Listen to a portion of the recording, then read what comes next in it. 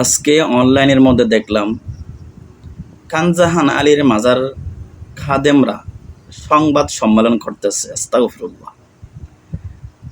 একটি কুমিরকে নিয়ে তারা যে বিনা পুঁজিতে তাদের ব্যবসা খুব জমজমাট ভালো ছিল, কিন্তু প্রশাসন যখন কুমিরটা যখন সরিয়ে নিয়েছে তখন তাদের বিনা পুঁজির ব্যবসা বন্ধ হয়ে গেছে।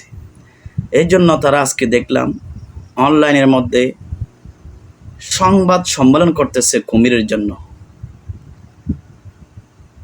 আমি তাদের উদ্দেশ্যে বলবো, সংবাদ সম্মেলন করার আগে কয়েকটা প্রশ্নের উত্তর দিতে হবে।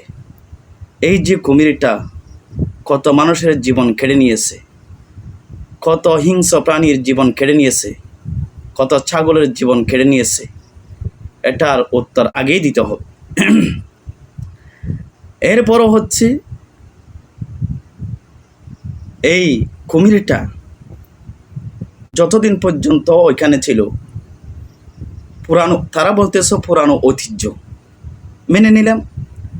কিন্তু যে মাজারের নামে এই কুমিরটা যে সেখানে আছে, মানুষ গিয়ে তাদেরকে খানা খাওয়ায়, তাদেরকে পানি খাওয়ায়, তাদের নামে মান্নাত করে, এই শিরিক মাজারের নামে, ওই কুমিরটার নামে যে তারা শিরিক করে পূজা করতেছে, এটার জবাব আগেই দিতে হবে। কেন মানুষ শিরিক করবে? এটা আল্লাহর ওলির মাজার, এটা নিয়ে কোনো মানুষের বিভ্রান্তি থাকতে পারে না, এটাকে সম্মান করতে হবে আমাদের। কিন্তু ওলির নামে আবার সেখানে কচ্ছপ থাকবে, ওলির নামে আবার সেখানে কুমির থাকবে, এটা কিন্তু একেবারে ভ্রান্ত কথা। এটা আমরা কখনো মেনে নিতে পারবো না।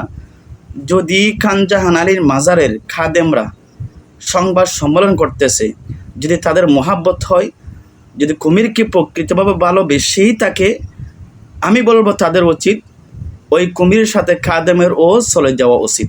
যারা কুমিরকে মহাব্বত করতেছে তাদেরকেও কুমিরের সাথে সুন্দরবনে চলে যাওয়া উচিত ছিল।